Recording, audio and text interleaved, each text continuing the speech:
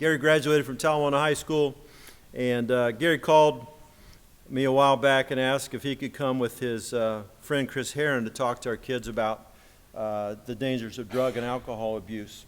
It was one of the most impactful opportunities that we had to talk to kids about the dangers of drug use and alcohol. As a result of that, he came to realize that without the support of teachers, coaches, and his friends here at Talawanda, he probably would have gone down a dangerous path of drug abuse and life-threatening behavior. So tonight, Gary and his wife Kenya are here, and they are going to present the first Gary Owen Family Foundation Awards. Gary, Kenya, yeah, buddy. What up? All right. I also was the prom king, 1991. Soak it in. High school's way better than what I went to. I've been speaking to schools lately, and it seems like every time I speak to kids and I hear about people that do, they always say the same thing. If you just reach one, it was worth it. And I realized I want to be sure I see that positive impact, not just a message, but I want to know who the one is, who the meaningful impact am I touching as I talk. The man of the hour. Jessie Bailey, you want to come up? I actually met him 3 years ago. I was speaking at Butler Tech. And he came up to me. He was like, yo, I live in the same trailer park as you. He said it with so much enthusiasm. I've never seen someone so happy to live in a trailer. It was crazy. I was like, okay. I was at 111. What's that?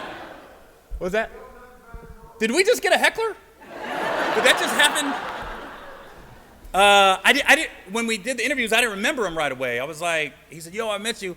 But I met him in his ninth grade year, and he had all this hair. It was very sideshow Bob-like. It was all over the place. So, good job with the cut. Appreciate that. I don't know if you know his story, but it's amazing he's even standing here. At one point while he was going here, he was sleeping in a tent in the woods. Then he was sleeping on his grandfather's trailer on the floor. No pillow, no blanket, no bed. He became friends with Shelly Pollock, who's a cafeteria aide here at Talawanda, her daughter Kristen. And Kristen started giving Jessie her lunch to make sure he had something to eat for dinner. Then she asked Shelly, can I get a pillow and blanket? And Shelly said, what for? She says, a friend of mine at school, he doesn't have anywhere to sleep. Shelly finds this out. Jessie starts coming over the house, Shelly's house. Shelly asks him, do you want to stay all night? One night turned into a week turned into a month. Shelly is now Jessie's legal guardian. I think a lot of times in this society, we look up to the rich and famous, and we think we should be like them because of how much money they make, or we see them on TV. That's you. That's me. Right, you want to be like me. You guys loosen up quick.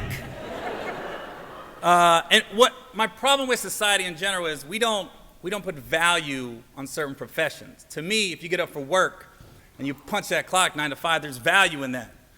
Take Shelly, for instance. She's a cafeteria aide. A lot of people say, well, what is that? She just feeds kids lunch?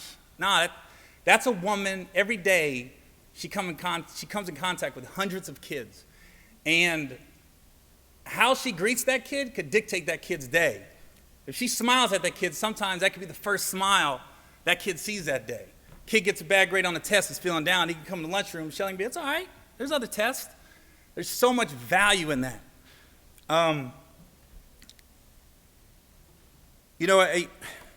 When I see people like Shelly Pollock, I see Principal Tom York, I say those are the ones that matter.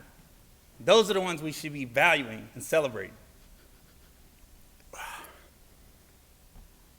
There was a time I was where he was. God dang, I cry every time I come to school. When I met Jessie, he told me he was, at one point he was locked up in juvenile detention center. He said he didn't know why. He said nobody would tell him why. So he said he wants to be a lawyer because he wants He don't want any kid to not know why. He wants to be able to know everything about the law. So he said, I want to be a lawyer. He's been accepted at Capital University up in Columbus. And I just want to help you along the way. Don't cry, you're going to make me cry. Man. So first, we got you a laptop. We called Capital.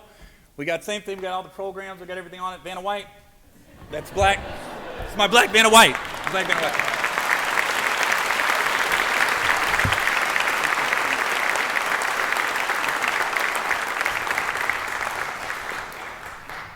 Also, I graduated with a girl named Tracy Combs. Tracy, are you here? She's on, I know you're here. You was with me all day. So she went to Talawanda. She has her own law firm now, and she has offered Jesse an internship this summer before he goes to Capital at her law firm. So.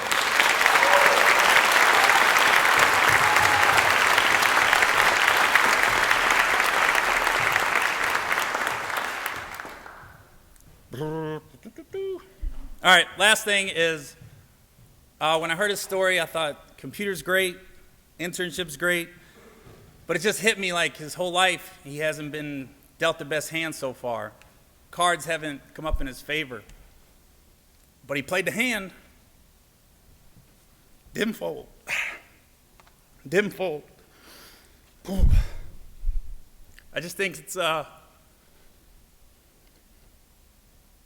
time the cards start coming up for you. So I talked to my wife. We want to make sure you don't have to worry about books, food, where you're going to sleep, where you're going to eat. So we're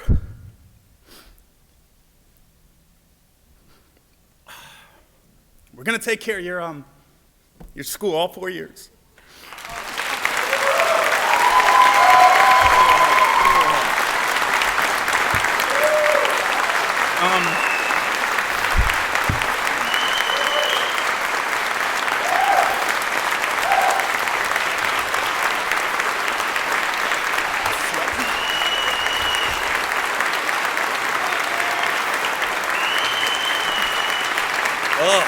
Mess.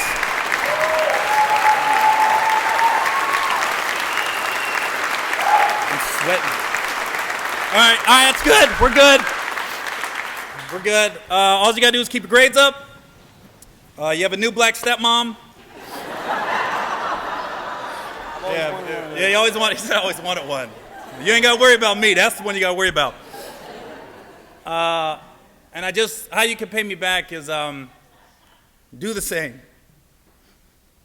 Do the same. Make sure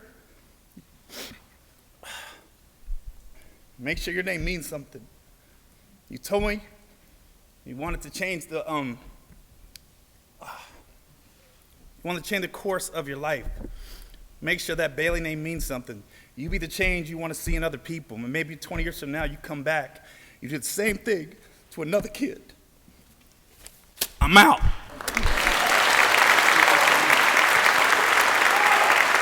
Oh,